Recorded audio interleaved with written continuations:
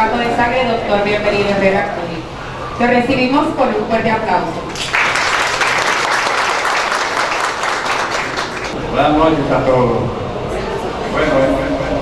Para los que son seguidores de las redes sociales, se está transmitiendo por el canal de YouTube de Alex Díaz y por el Facebook de Alex Díaz, en vivo. Eso es hasta las 7. De ahí en adelante se seguirá transmitiendo por el canal de YouTube de Alex Díaz. Gracias a todos por estar aquí. Nos sentimos más que contentos porque desde hace mucho que no nos podíamos juntar.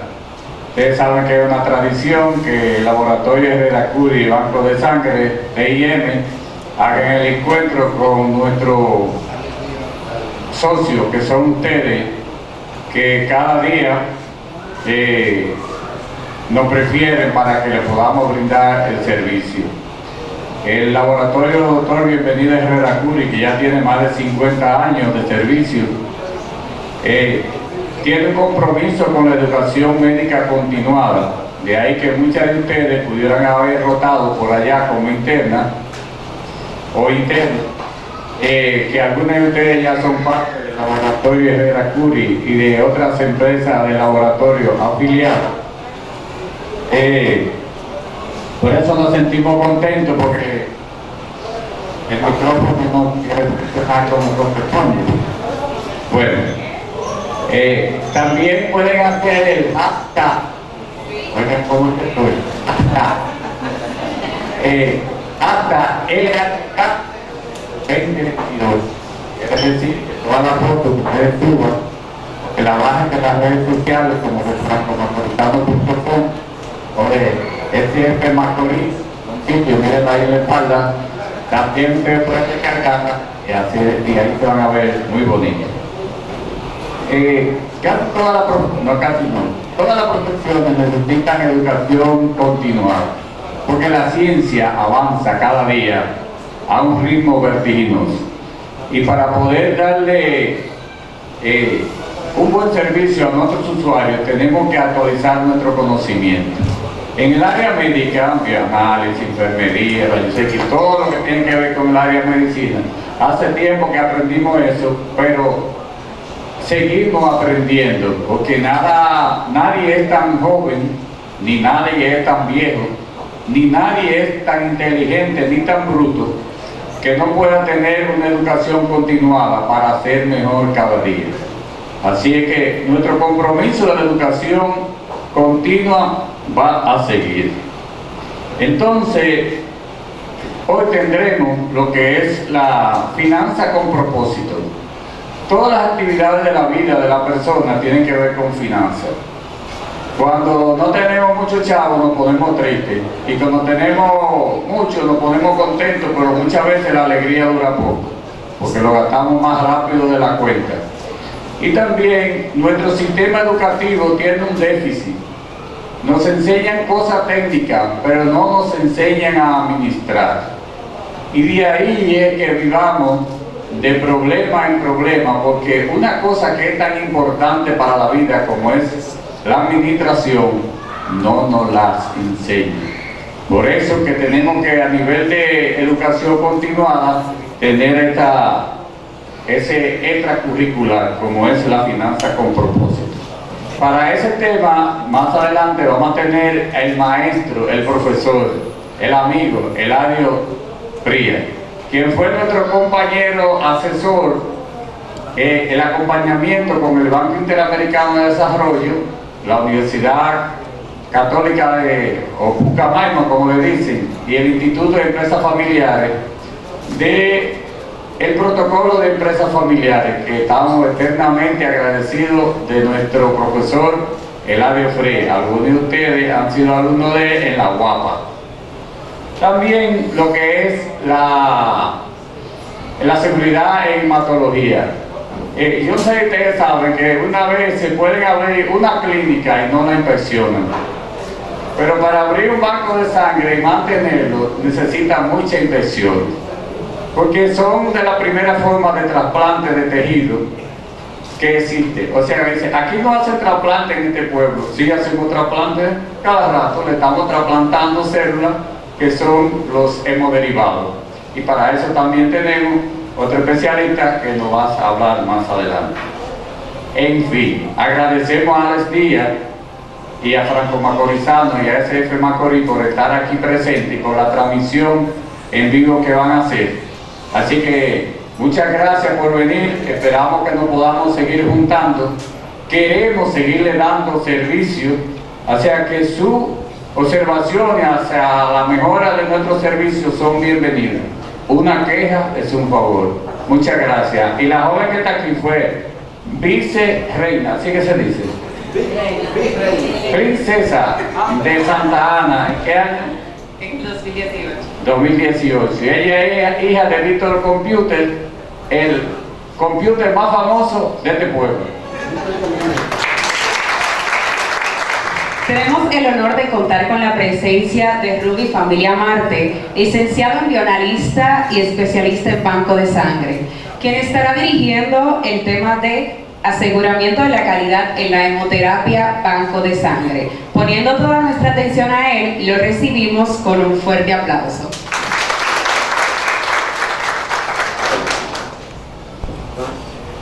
Muchas gracias, buenas noches a todos. De verdad que es un inmenso placer el estar presente y compartir en esta fiesta del conocimiento y también del reconocimiento de aquellos profesionales que nos une la pasión de salvar vidas, como los profesionales del laboratorio clínico. Así que al momento de llegar acá me preguntaron, pero ¿dinos algo más de lo que tú has hecho? No, simplemente soy bioanalista, con eso me basta. Y orgullosamente de ejercer esta profesión y el poquito de conocimiento que he adquirido en lo que es la medicina transfusional, la hemoterapia y el banco de sangre, poderlo transmitir con cada uno de ustedes. Agradezco a los organizadores del evento por tenernos pendientes. Para nosotros como Suet y Fargesa siempre será un placer, un honor poderles acompañar en todos los procesos, además de suplir, ¿verdad?, reactivos, equipos, tecnología para poder llevar un diagnóstico oportuno, útil, que sea confiable, con calidad a sus usuarios. También esta parte de la educación continuada, como decía el doctor al inicio, es parte fundamental para nosotros poder seguir creciendo y desarrollándonos en el tiempo. Bien, pues vamos a dar inicio a esta pequeña conferencia en esta noche. Asimismo, como ustedes escucharon, es aseguramiento. Necesita poner está full screen, ahí tiene que poner la full screen para que la podamos ver.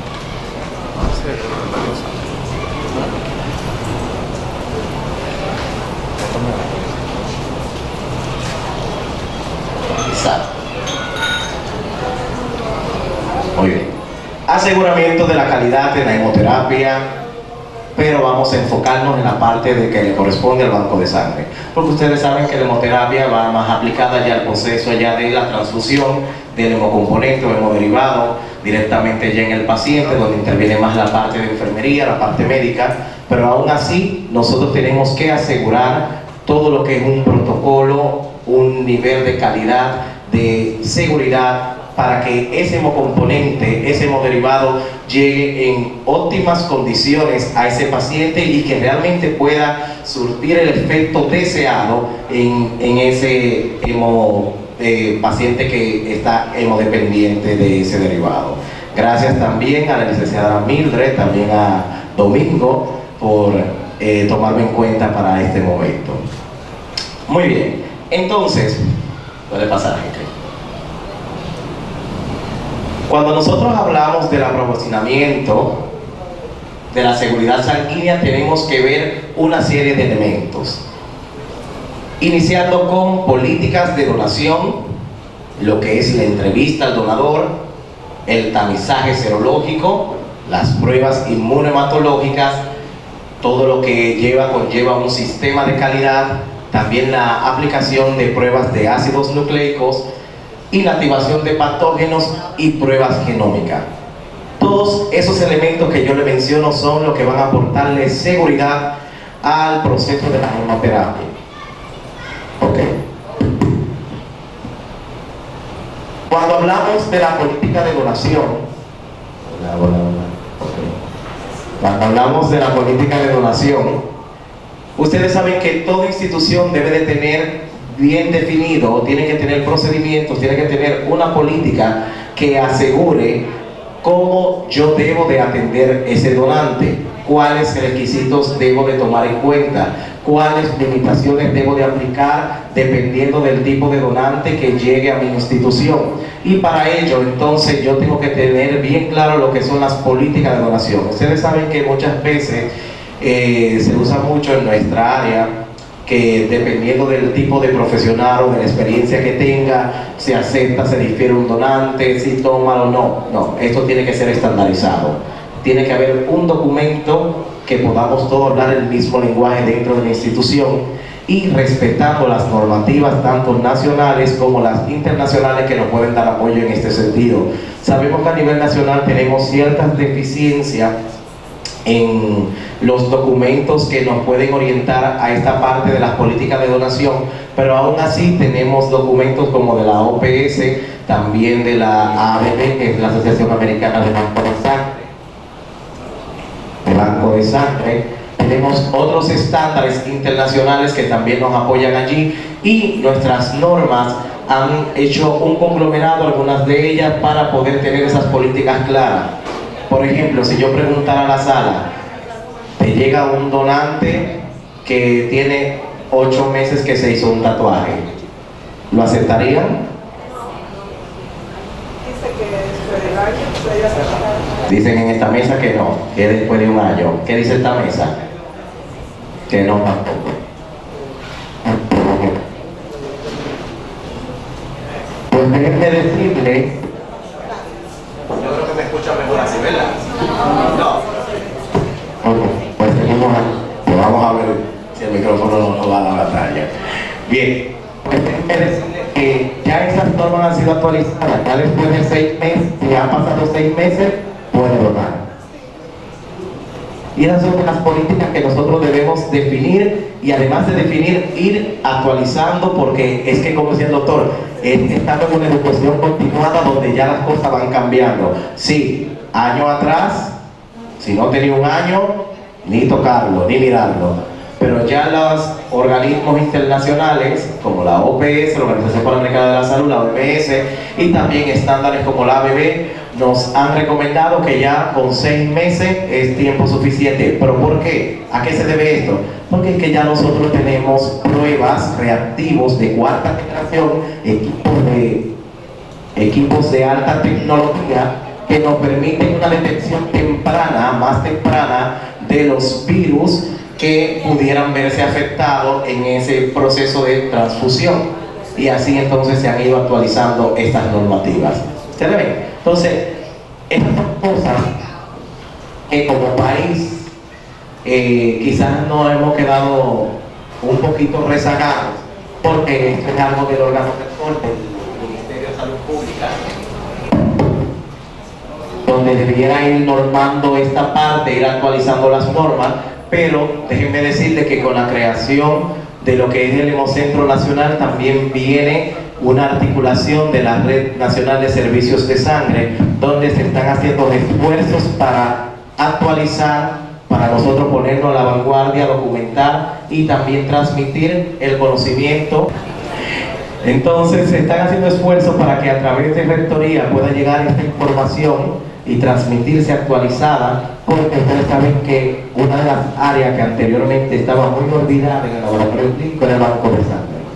¿Por qué? Por el riesgo que representan. Muchos profesionales no les gustaban adentrarse mucho a la medicina transfusional, pero también por la falta quizás en el desarrollo de la tecnología que pudiera llegar a nosotros.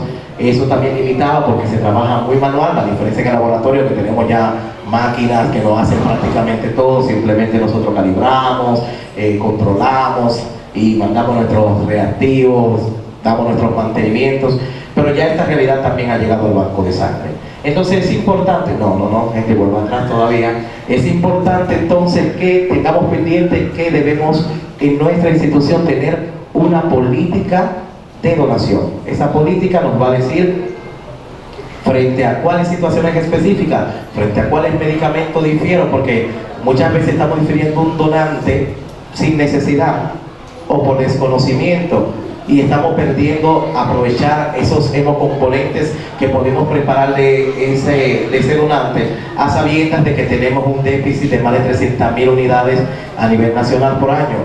Entonces, con esa actualización, con tener una política, quizás podemos estandarizar un poquito más ese proceso y no diferir donantes por simplemente que no sea dependiente de la persona que lo esté entrevistando en el momento, sino que tengamos eso bastante claro. Entonces, otro punto que estaban los elementos de seguridad, luego de yo tener una política estructurada, actualizada y socializada, y también que haya evidencia de comprensión de esta política, entonces viene la parte de la que es la entrevista al donador. Todos le realizamos una entrevista médica. No es porque queremos ser chismosos ni queremos enterar de qué hace el donante, de qué no hace, sino buscando cómo minimizar el riesgo con las infecciones de transmisiones sexuales y las enfermedades de transmisión sexual que pueden pasar como un riesgo residual en las transfusiones.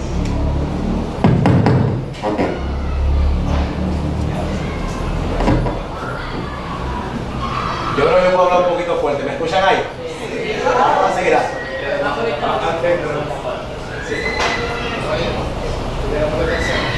Sí, está bien.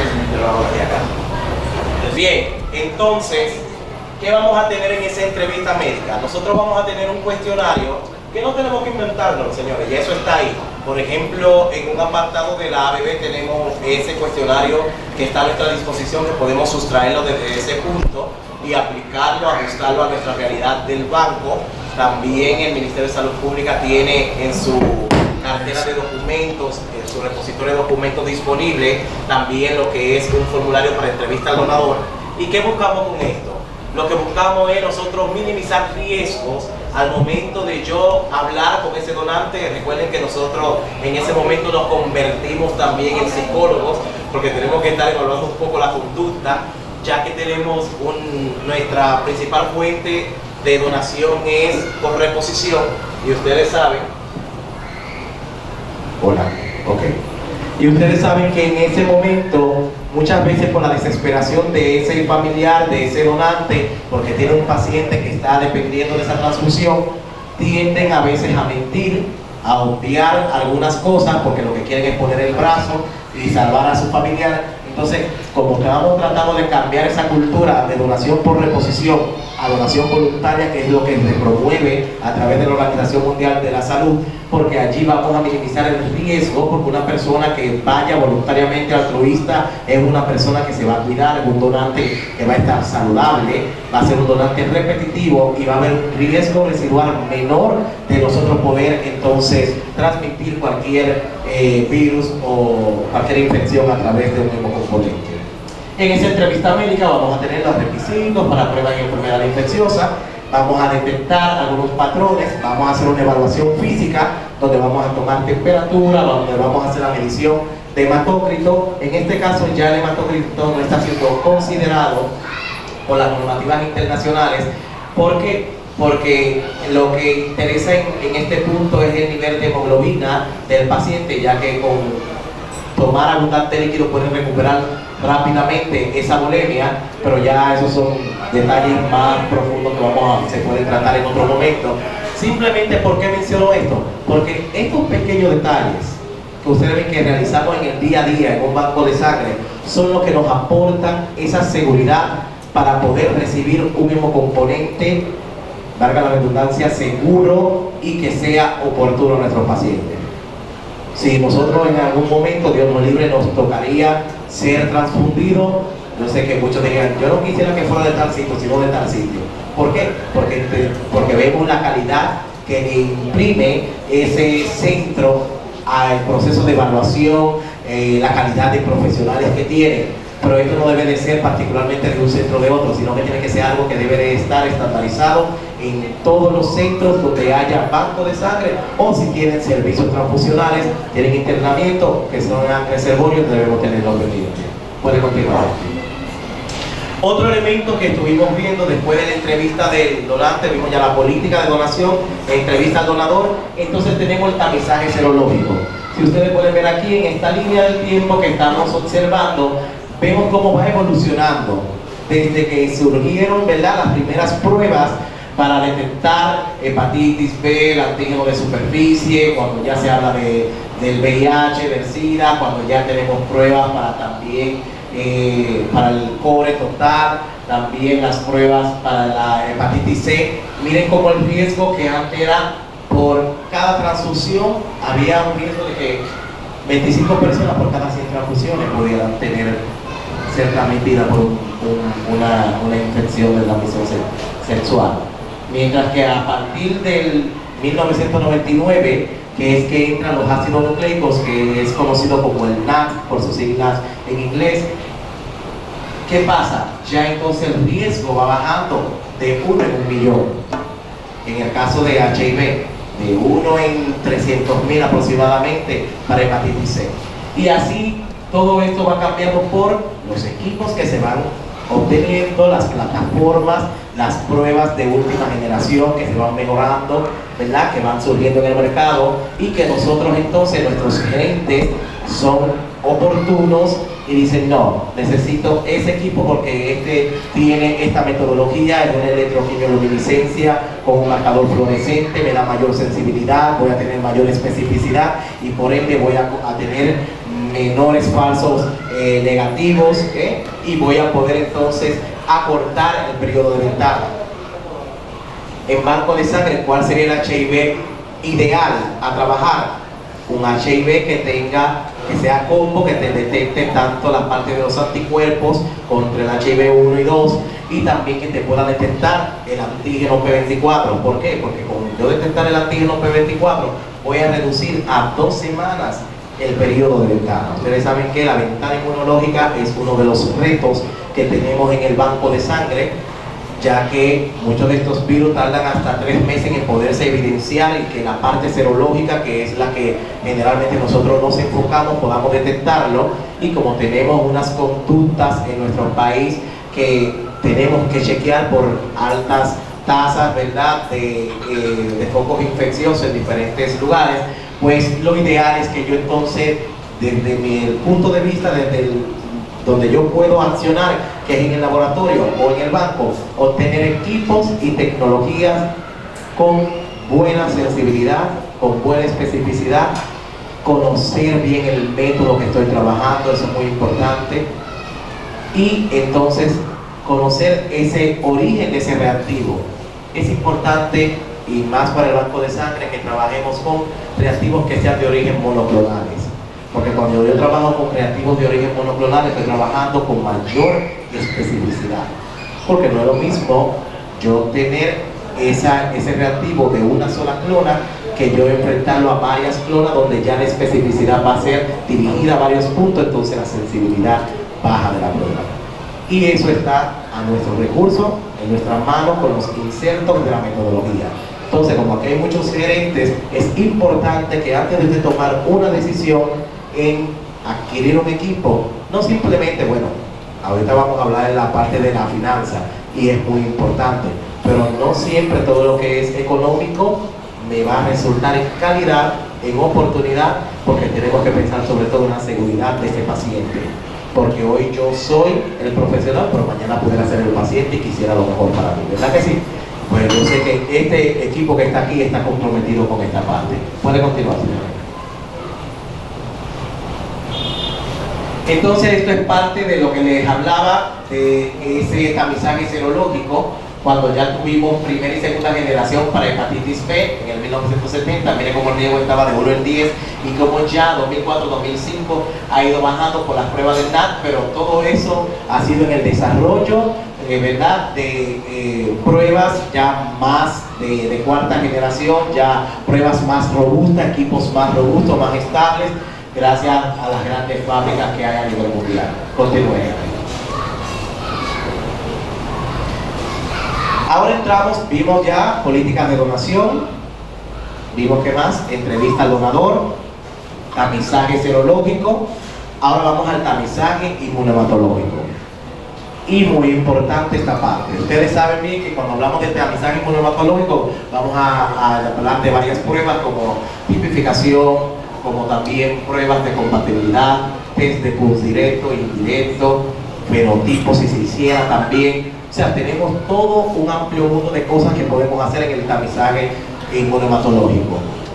Lastimosamente nosotros estamos un poquito atrás como país y nos hemos quedado solamente en la tipificación de ABO y el TBNRH de 4 antígenos, cuando actualmente estamos enfrentándonos a más de 300 antígenos eritrocitarios, más de 41 sistemas de grupos sanguíneos, solamente estamos contemplando 2, y muchos de estos sistemas de grupos son capaces de provocar reacciones hemolíticas post-transfusionales en los pacientes, enfermedad hemolítica del feto y recién nacido, sobre todo en 4 principales antígenos que lo hemos dejado un poquito de lado del sistema RH, que al igual que el D son de vital importancia porque son todos muy inmunogénicos.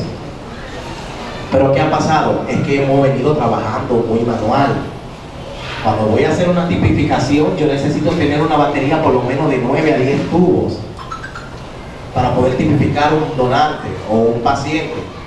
Con mi reactivo anti-A, anti-B, anti-A, como AB, el control, el célula A, célula B, nosotros nos quedamos hasta ahí, mientras que en otros países recomiendan hacer ya una tipificación más extendida de la parte con las lectinas A1, A2, con la lectina O. Y todo esto conlleva un tiempo valioso también, porque ustedes saben que en el banco de sangre trabajamos siempre con emergencias. Que el paciente está chocado, que necesito sangre. Muchas veces no sabemos, no tienen todavía ni siquiera la tipificación del paciente y ya de quirófano nos están pidiendo que necesitan sangre. Que hay que resolver. Y el tiempo, ese tiempo de respuesta es algo muy valioso que debemos nosotros dar la respuesta en el momento oportuno, porque no importa que tenga toda la calidad del mundo, pero si no llegó oportuno, ¿de qué sirvió toda esa calidad? Pero igual, no puedo despachar un hemocomponente que no sea seguro, porque entonces por un bien que le vaya a hacer al paciente, por la necesidad que tiene del hemocomponente, puedo provocar en una reacción que lo puede llevar hasta la muerte. O sea que siempre vivimos en ese reto constante los que trabajamos en esta área de inmunohematología. Pues déjenme decirle que al igual como lo ha hecho el banco de sangre de acá de Herrera Curi, otros también lo hemos hecho allí en la ciudad, y es trabajar las tipificaciones en la tecnología de aglutinación en columna. No sé si lo habían escuchado. Se llama CAT, sus siglas en inglés, Column Agglutination Test. Esta tecnología de aglutinación en columna, ¿qué me facilita?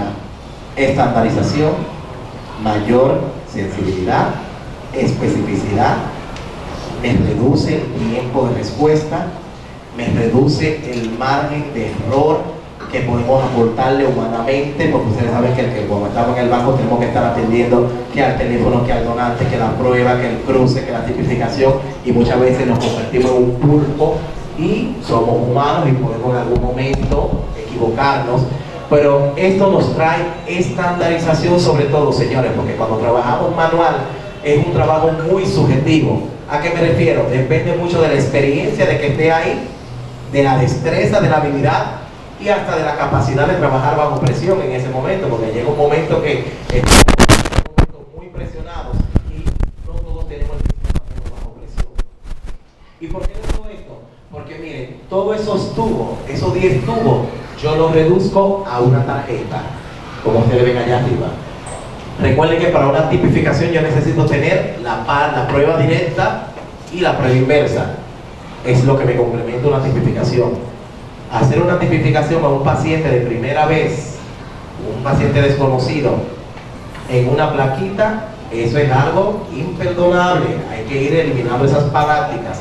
¿Por qué? Porque eso es un método que está sujeto a muchos errores y también no me permite visualizar reacciones de subgrupos y reacciones débiles que puedan acontecer allí, y puedo reportar erróneamente un grupo sanguíneo.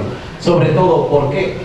Necesito tener, debe de haber armonía, debe de haber una concordancia entre la parte directa e inversa. Si yo en la parte antigénica, que es la parte directa, encontré el antígeno A, pues en la parte inversa que debo de encontrar el anticuerpo anti-B. Pero si yo hago una tipificación rápida en una plaquita, que nada más voy a hacerla con la gotita de sangre, ustedes saben que la vamos a mover antígeno y usted quizá va a encontrar el A. Pero cuando usted, si no le hace inversa y ese paciente ha desarrollado anticuerpos irregulares, que suele pasar, se comporta muchas veces como si fuera un O, te da anticuerpo anti-B positivo, reactivo y aglutinado. Entonces, esas cosas son las que te limitan a dar un hemocomponente seguro. Y por eso debemos de siempre, si trabajo manual, hacer mi batería de tubos, que se toma más tiempo, porque dar esos 3 lavados y luego hacer esos tubos se toma tiempo, pero debo de hacerlo así para por lo menos garantizar en esa plataforma que estoy trabajando la seguridad y la calidad del proceso. Pero en esta tarjeta que tengo yo allí, miren, si ustedes se fijan, tienen el color azul universal para anti-A, tiene el anti-B que es amarillo, el D que es incoloro, tiene un pocillo que es un control y tiene los últimos 2 pocillos que dice A1 y B, que es para hacer la parte inversa. Ahí tenemos la parte directa e inversa. Y puede pasar la próxima. ¿Cuál es el fundamento de esto? El principio del método es, por ejemplo, esta es una columnita. Esa columna que tiene, vamos a tener arriba que es la cámara de reacción, donde yo agrego los eritrocitos. Una ventaja de esta tecnología que aquí no se lavan los eritrocitos. Aquí se hace la suspensión directa y me ahorré esos 3 lavados. Un aplauso por eso. Ustedes saben muy bien que se pierde un tiempo valioso en esos lavados y son bien tediosos. Aquí no lavamos. Aquí simplemente preparamos la suspensión y con esa suspensión podemos trabajar directamente.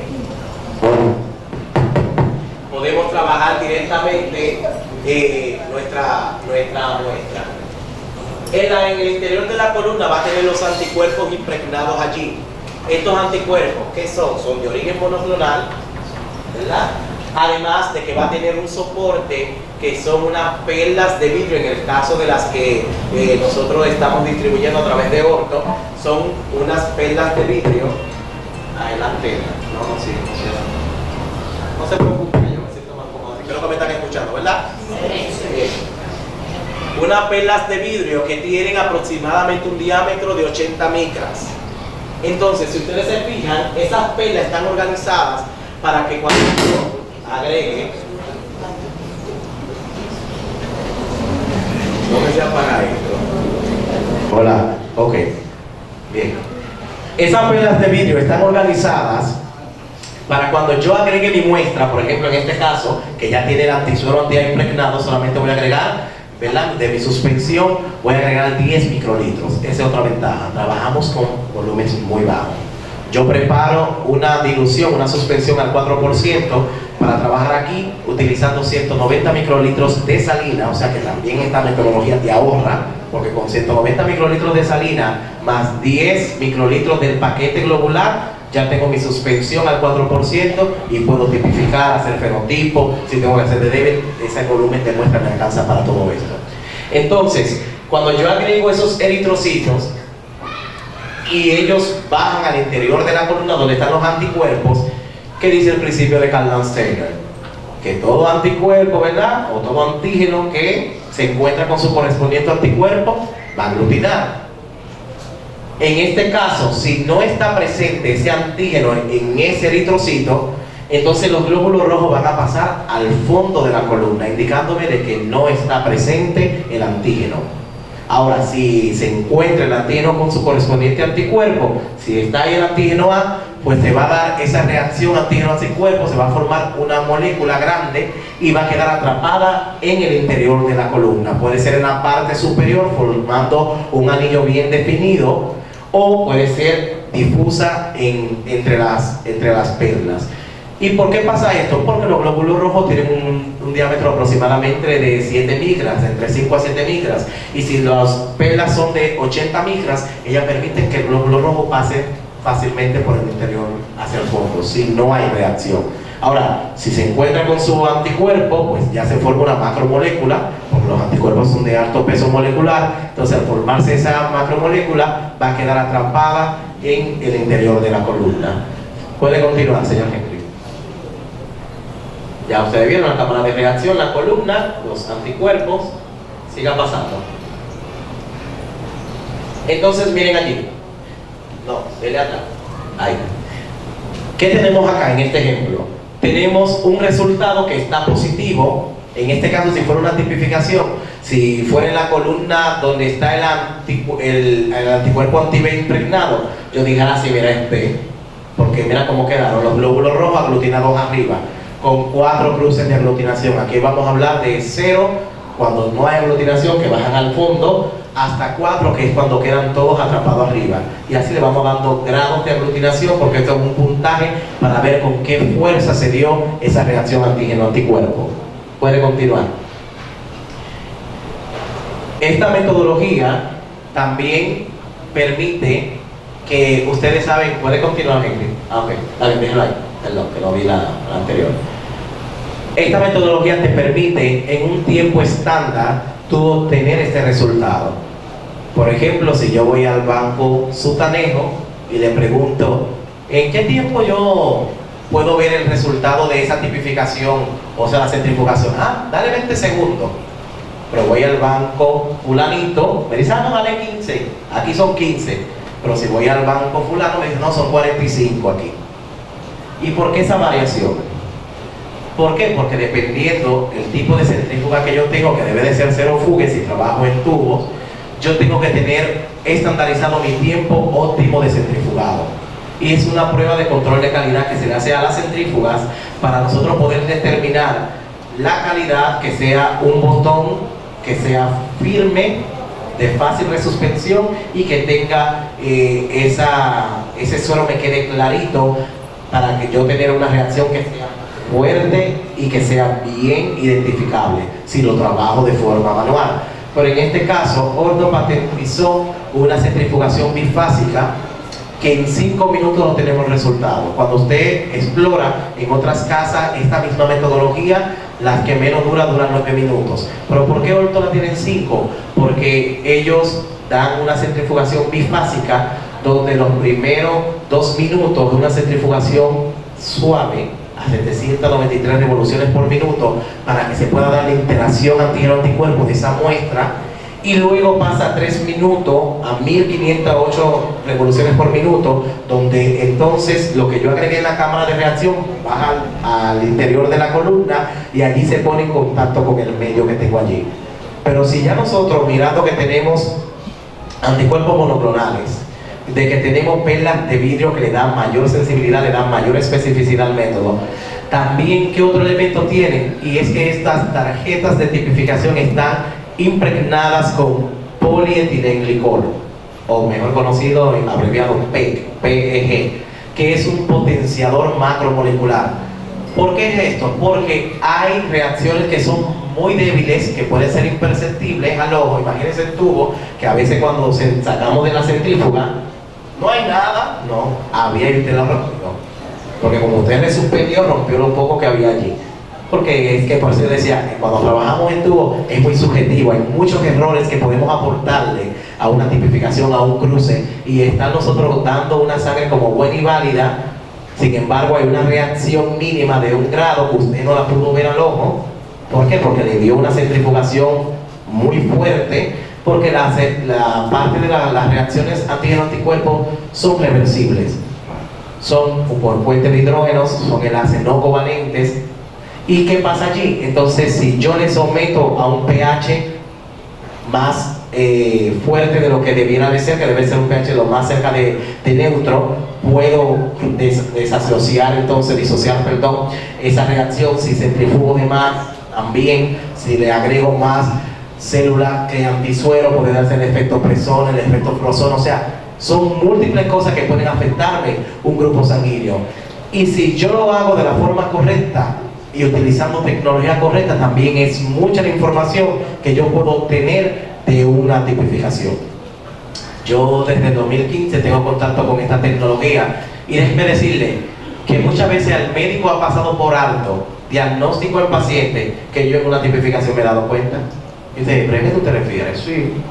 Por lo menos en este tipo de tecnología, en esta tarjeta, como tenemos la posibilidad de ver campo mixto, de ver otras cosas que en tubo no podemos, muchas veces hay enfermedades políticas del feto y recién nacido que pasan desapercibidas.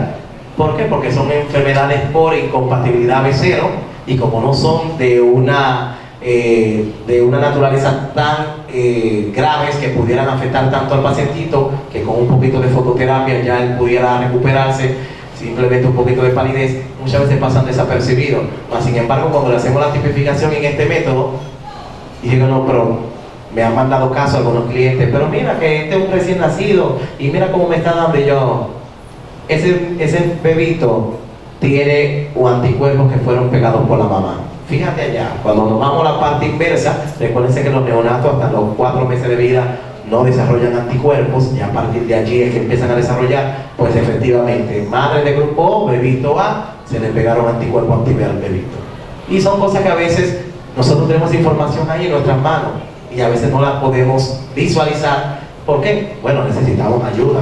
Estuvo muy difícil verlo realmente, y necesitamos tener tecnología que nos apoyen a esto y poder apoyar a nuestros médicos también, orientándolo al diagnóstico. Hay situaciones de anemias hemolíticas de origen autoinmune que nosotros tenemos la capacidad de detectar en nuestro servicio diario, en un banco de sangre, en el servicio de transfusión, como un directo que yo pueda realizarle a ese paciente al momento de yo hacer el cruce de la unidad. Yo puedo detectar anticuerpos irregulares, puedo detectar autoanticuerpos, puedo darme cuenta con el patrón clínico que viene este paciente, con esas anemias, a expensas también de bilirrubina aumentar y todo eso, y yo decir, no, pero que es un caso de una anemia hemolítica autoinmune. Y muchas veces me ha tocado dar apoyo en el soporte de ese diagnóstico, que muchas veces lo ingresa y dice anemia severa.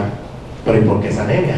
Si es un trastorno subyacente a una condición del paciente, vamos a ver cuál es la causa real.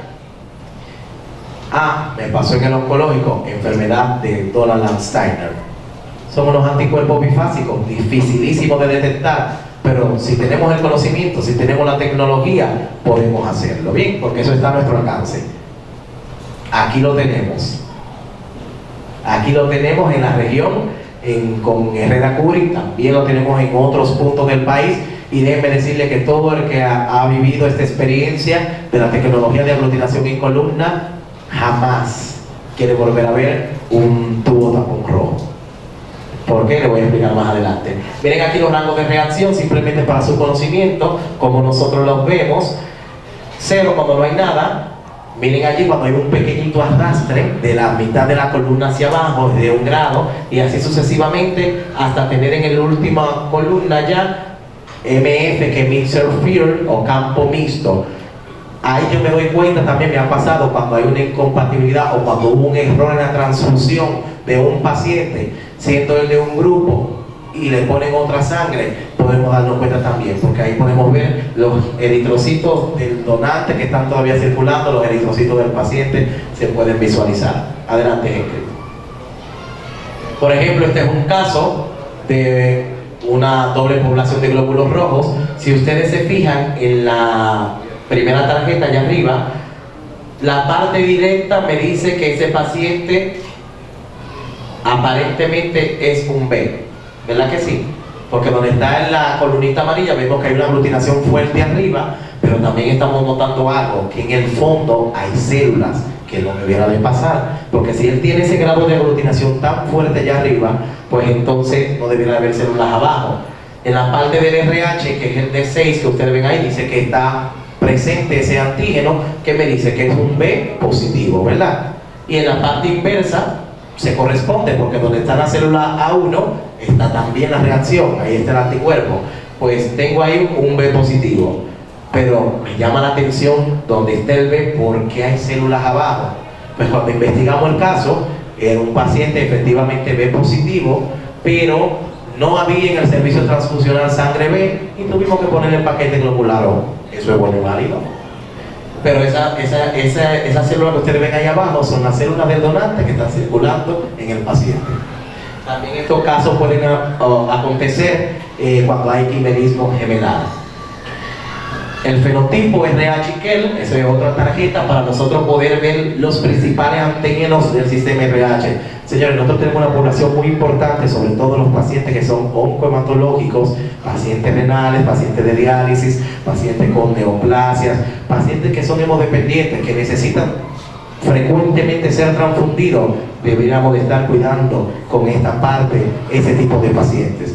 Yo no sé si a ustedes les han llegado casos de pacientes que cuando usted empieza a cruzarlo, por ejemplo, son O positivos, y usted le cruza una O positivo, incompatible.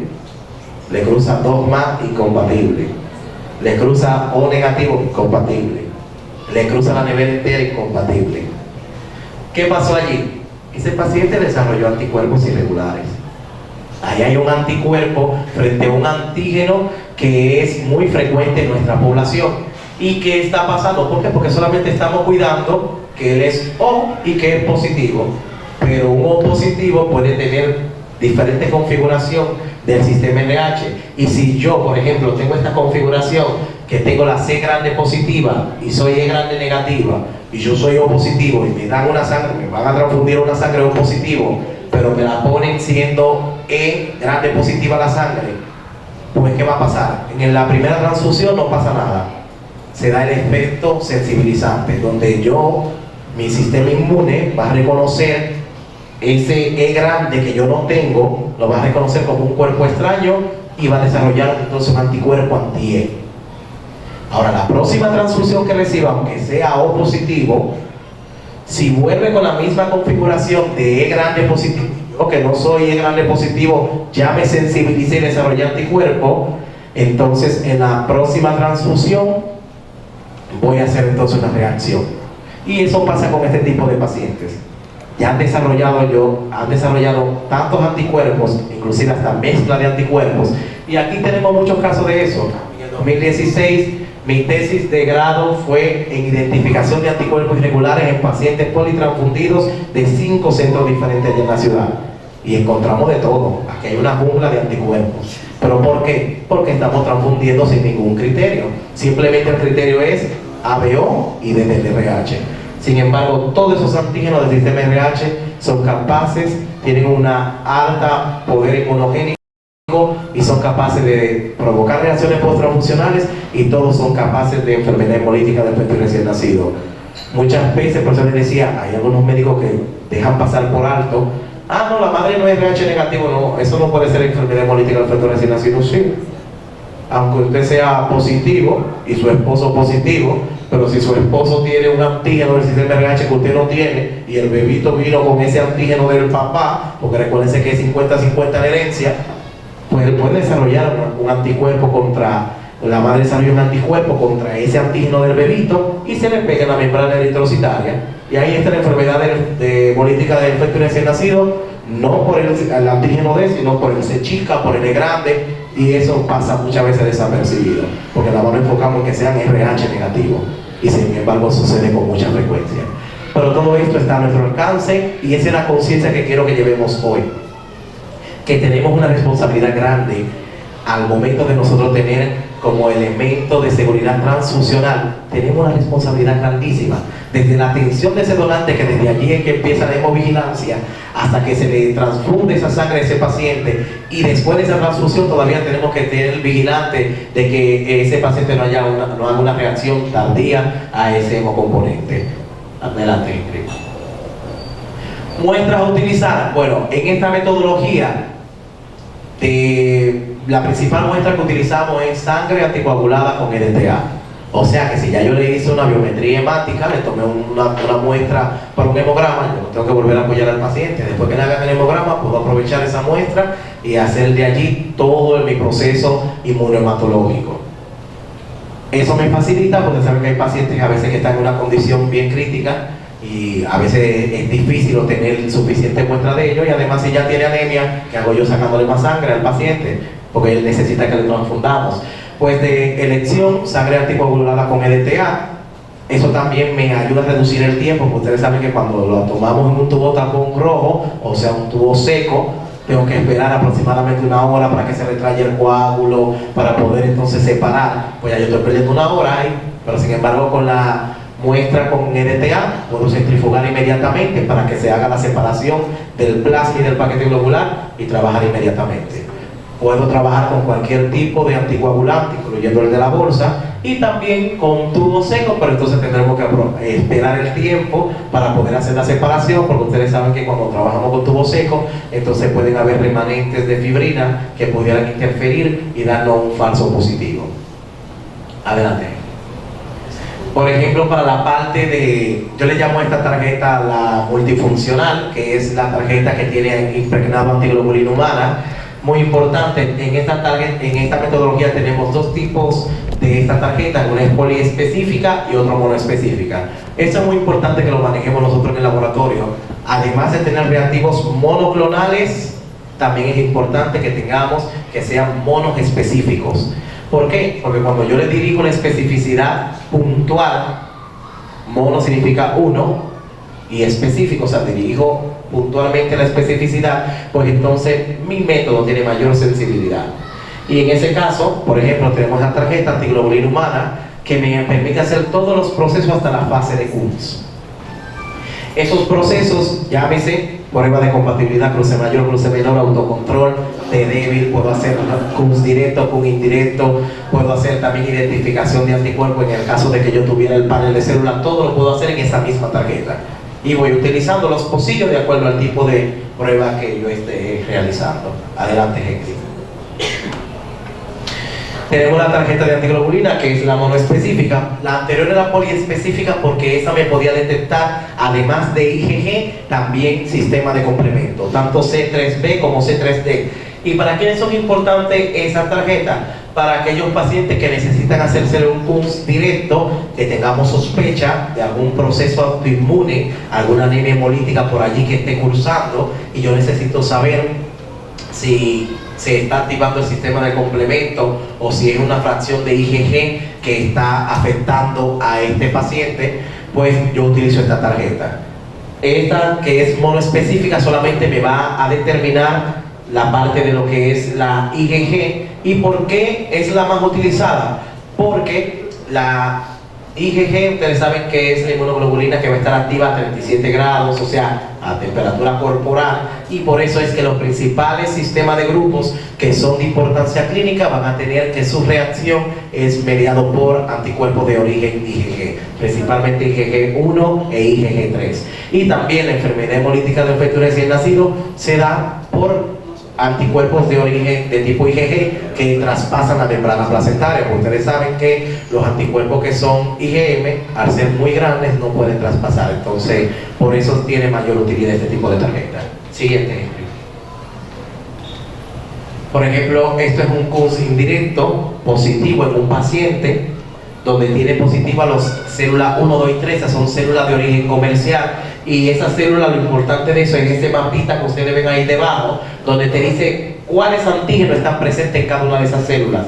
¿Para qué? Para cuando usted le dé positivo ese Kunz indirecto, además de usted decir, ok, hay un anticuerpo irregular, yo tener una idea de frente qué tipo de anticuerpo irregular pudiera ser. Y de allí identificarlo y darle a ese paciente una sangre que no tenga el antígeno frente al anticuerpo que él desarrolló. Y eso se le llama entonces una transfusión dirigida. Y muchas veces se dan los casos que cuando no encontramos sangre compatible, se usa de una forma no adecuada, entonces eritrocitos lavados. Los eritrocitos lavados no son para incompatibilidad por la parte de anticuerpos del sistema ni de AB0, ni tampoco de anticuerpos irregulares, ni los eritrocitos tampoco por aféresis.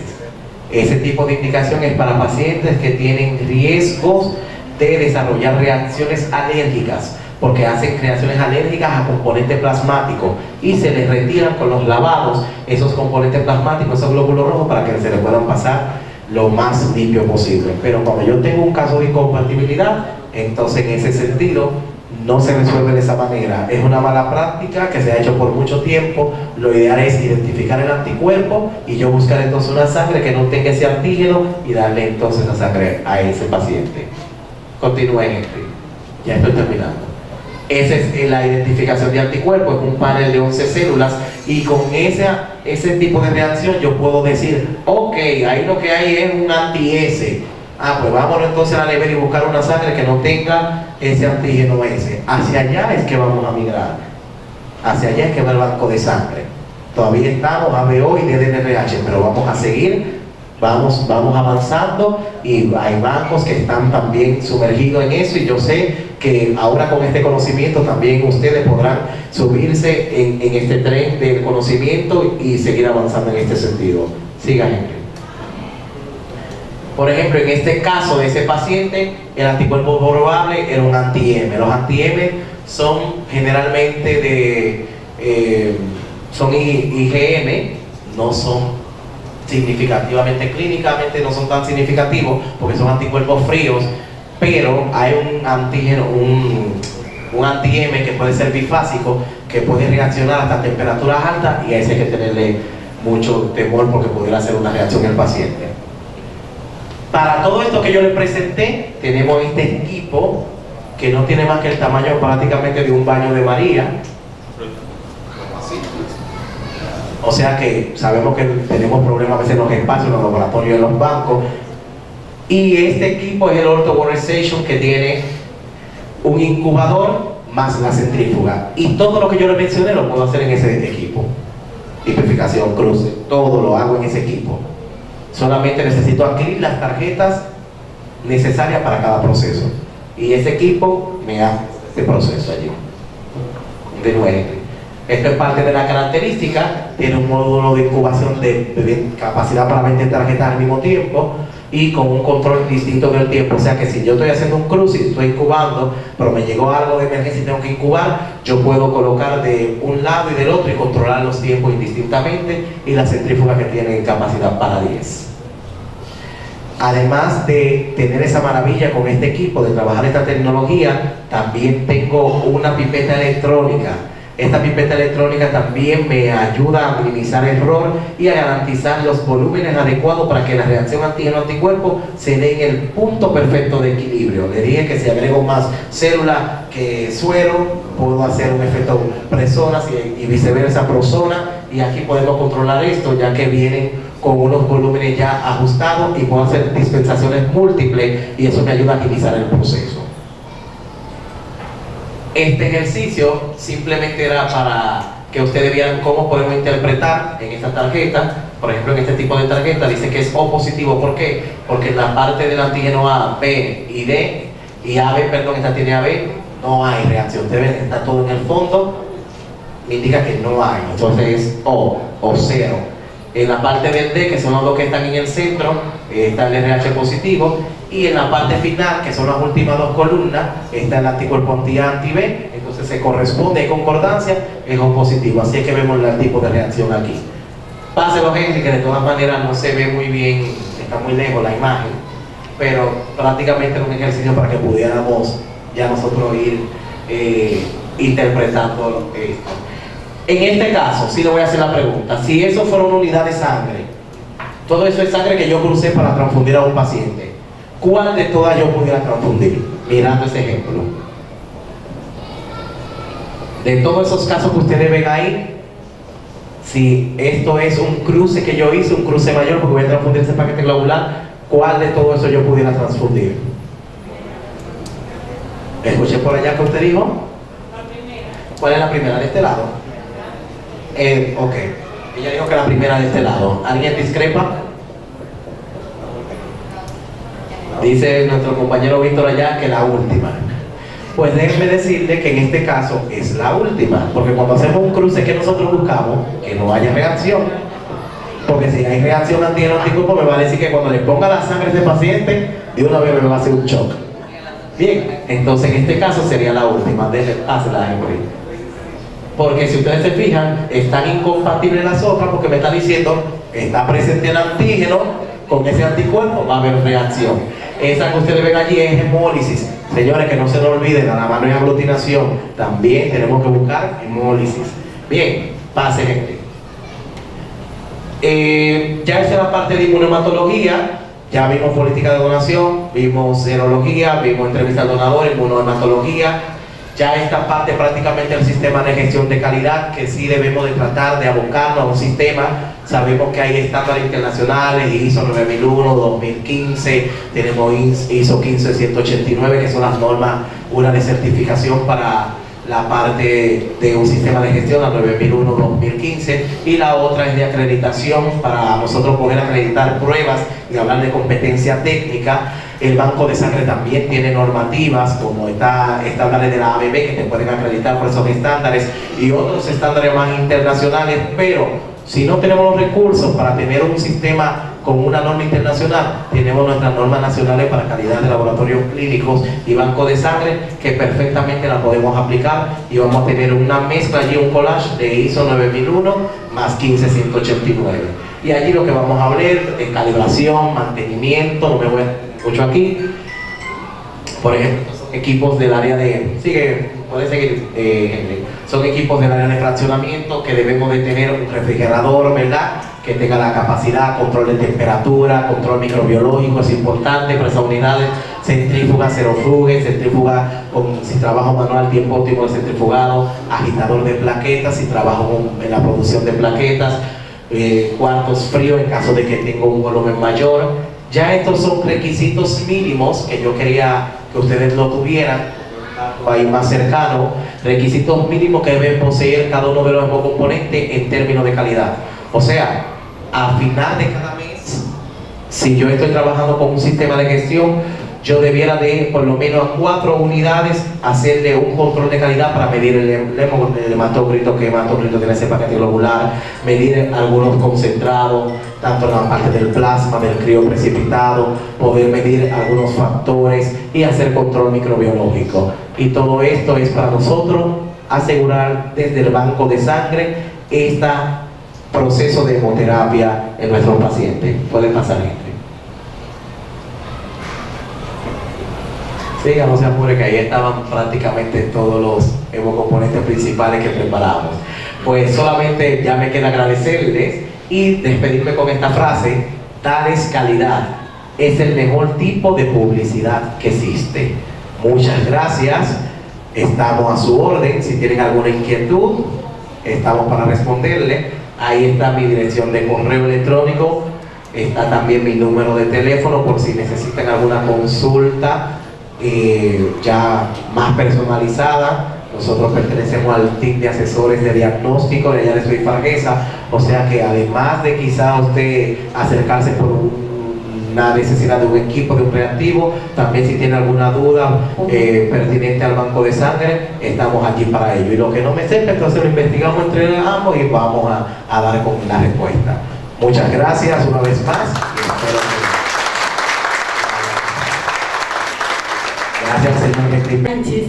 Quiero agradecer al laboratorio Geracuri, Banco de Sangre, por este banquete de conferencia que nos has dado tú, Rudy. Mira, de tu exposición me llamaron la atención 2 cosas. Y es que siendo la indicación más frecuente que hacen los médicos de decir, por ejemplo, transfundir 500 cc de sangre, por ejemplo, grupo B, RH positiva, compatible. Tú hiciste una tesis donde, siendo compatible, tú encontraste pacientes que no pueden ser donantes, porque hay anticuerpos que pueden cruzar y, siendo del mismo grupo y RH, no pueden, no son compatibles. Sí. Otra cosa que me gustó mucho fue que de 1 millón, solo 1 es la posibilidad de contraer SIDA después de una transfusión. Entonces mi pregunta está en 2 tonos. Lo primero, ¿es frecuente en pacientes que no están transfundidos frecuentemente a ser rechazados de donantes? Y la otra pregunta es, tú como especialista en banco de sangre, ¿tú sigues prefiriendo la sangre almacenada o el donante familiar que llega de emergencia y tú nervioso y el otro tranquilo, y que se necesita estudiar, analizar para decir esto tiene calidad, esta sí es posible? Okay. Con todos los parámetros de la calidad que usted tan lindo nos ha enfocado. Muchísimas gracias. Gracias a usted, licenciada Flavia, perdón. Bueno, su pregunta lleva una respuesta un poquito más compleja, pero vamos a trabajarla. En primer lugar, ¿por qué suceden esos casos de incompatibilidad? Independientemente de que seamos el mismo isogrupo, porque estamos respetando solamente dos sistemas, sistema B0 y el antígeno de DNRH. Pero como les expliqué al principio, tenemos más de 300 antígenos eritrocitarios que están ahí en la membrana del glóbulo rojo, y tenemos ya a 41 sistemas de grupos ya formados por la ISBT. ¿Qué me está diciendo? De que yo puedo ser compatible contigo, ABO y DNRH, pero puedo obtener un anticuerpo frente a un antígeno que tiene esa sangre y puedo hacer una reacción. Eso se puede dar. Papá Dios es tan bueno que, como sabe que este es un mundo tan inmenso y quizá muy poco explorado en la parte de la medicina transfusional, permitió que de todas esas personas que pueden recibir una sangre en esa condición, por lo menos son muy pocos los que son respondedores. O sea, respondedores significa es que tienen la capacidad frente a una transfusión con un antígeno que ya no tienen, desarrollar anticuerpos. La mayoría no lo hace. Y por eso es que quizás nosotros no vemos esos casos desbordados acá. Pero no quiere decir que no pueda pasar. Por ejemplo, en el caso de la investigación que yo realicé, en los pacientes oncohematológicos teníamos una prevalencia de alrededor casi de un 40%, cuando a nivel mundial lo que se estima es de un 0.2 a un 2% de los casos. ¿Pero por qué? Porque como son politransfundidos, son hemodependientes, hay que lo estamos transfundiendo constantemente en la constante exposición y reexposición, entonces hacen que ellos respondan. Entonces en ese sentido puede pasar. El otro punto que usted preguntó es que la sangre directa de un familiar no es recomendable de primera ni de segunda línea transfundir a un paciente. Y sobre todo porque hay fenómenos que pueden darse, sobre todo con el TRALI y también con la situación con el linfocito T pasajero. Entonces, ese tipo de, a menos que esa sangre sea irradiada, no debiera de ser recomendable transfundir de un familiar directo a un paciente. Además, por ejemplo, en el caso de que hay personas que tienen un grupo sanguíneo, un fenotipo raro, y un fenotipo raro es que puede acontecer entre una persona entre 2.000 o 5.000, dependiendo del país donde se encuentren, que tenga ese tipo de combinación de antígenos. En esos casos sí hay que buscar dentro de la familia, porque lo más probable vamos a encontrar a otra persona con la misma condición. Pero lo ideal en esos casos es leucorreducir y también irradiar la sangre para evitar entonces consecuencias como en ese sentido. Bien, ¿les respondí? Bien. Tenemos al doctor acá. Bueno, eso del estrés del banco de sangre, el banco de sangre TIM tiene 30 años de servicio. Fue cuando Claudia, ¿dónde está Claudia? Claudia, mírenla allá, ya tengo nietos con ella. Fue cuando Claudia estaba pequeñita, 1 año. Y no, me chocó que teníamos que dar servicio con frecuencia de noche y de madrugada. Pero en esos tiempos que había mucha turbulencia social, a veces la situación era más difícil. Porque cuando herían un militar, esos militares llevaban un camión de otros militares para que los fueran donantes. Y nos llenaban la sala de espera, y eso es una presión que yo no la había vivido. Y nosotros amanecíamos en el banco de sangre con todos esos militares ahí, sin preguntar si alguien va a pagar, porque ni siquiera nos atrevíamos. Y otra cosa es, cuando venía el presidente de la República para el área, con esa época, llegaba la que le dicen la avanzada. Entonces la avanzada iba al banco de sangre y decía, necesitamos tantas unidades de sangre de tal tipo, ubíquemela y colócamela en tal clínica. Entonces nosotros también, sin preguntar, teníamos que buscar esa sangre y llevarla para el lugar donde ellos decían. Y sobre todo que muchos accidentes de tránsito ocurren por la noche, y eso agrega una presión enorme. Y muchas veces la situación económica, porque a veces la gente sucede un accidente o un familiar grave, y no están los recursos económicos disponibles, y tampoco la ARS le dan apoyo a los usuarios de las ARS para un servicio tan importante como es el de banco de sangre. Entonces, para mí, que yo soy médico urólogo, mi esposa que está aquí al lado, que es Lourdes, yo hacía servicio como médico urólogo y después tenía que chuparme los servicios de ella, y a veces yo lo que estaba era de guachimán en el banco de sangre. Pero todavía eso sigue siendo así, y los que trabajan en banco de sangre saben que la presión es muy fuerte. Entonces, otra cosa que hay en la situación es la falta de formación que le dan a nosotros los médicos desde el punto de vista de las técnicas transfusionales, y muchas veces entran en contradicción con el banco de sangre cuando ni siquiera tienen el conocimiento adecuado y están discutiendo a veces lo que no saben. Por suerte que ahora las ARS necesitan que para las transfusiones se auxilien de los hematólogos, que ahora hay hematólogos. Antes no había hematólogos, y entonces teníamos que el médico de cabecera del paciente y el banco de sangre resolver el problema. A veces hay una sangre que puede ser donada y el paciente recibirla y evitar que se muera, pero como el médico no tiene conocimiento, dice no, es mi sangre AB negativa o B negativa. Dice, pero que no hay en el país entero. Sí, pero yo quiero esta. Entonces es una situación un poco difícil, pero del Banco de Sangre TIM, que fue el primer banco de sangre privado en la región, llevamos 30 años y gracias a Dios y al apoyo de la región y de los médicos y de los analistas, seguimos dando servicio y esperamos seguir con su apoyo. Así es que, por su brillante exposición, muchas gracias. Gracias.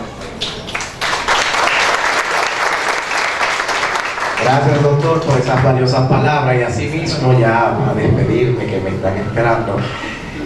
Así es, realmente hace falta que volvamos, ¿verdad? Porque tenemos deficiencias que vienen desde nuestras academias, porque nos enseñan cosas ya muy básicas, y necesitamos avanzar en este tipo de formaciones. Qué bueno que aprovechamos este escenario, y no solamente para fiestar, sino también para celebrar el conocimiento y poderlo seguir transmitiendo. Eso está al alcance. También la formación a nuestros médicos es importante por todas esas deficiencias. Y de verdad, déjenme decirles que como también parte que soy del Hemocentro Nacional, son de las luchas que estamos llevando y de los proyectos que se están trabajando de esa educación continuada, tanto al profesional técnico como a los médicos, para poder nosotros tener un uso racional de los hemocomponentes, porque producimos poco y lo estamos desperdiciando, cuando pudiéramos aprovecharlo al máximo y poder entonces dar vida a aquellos que están necesitándolo. Una vez más, gracias, un placer, y estamos reiteradamente a sus órdenes.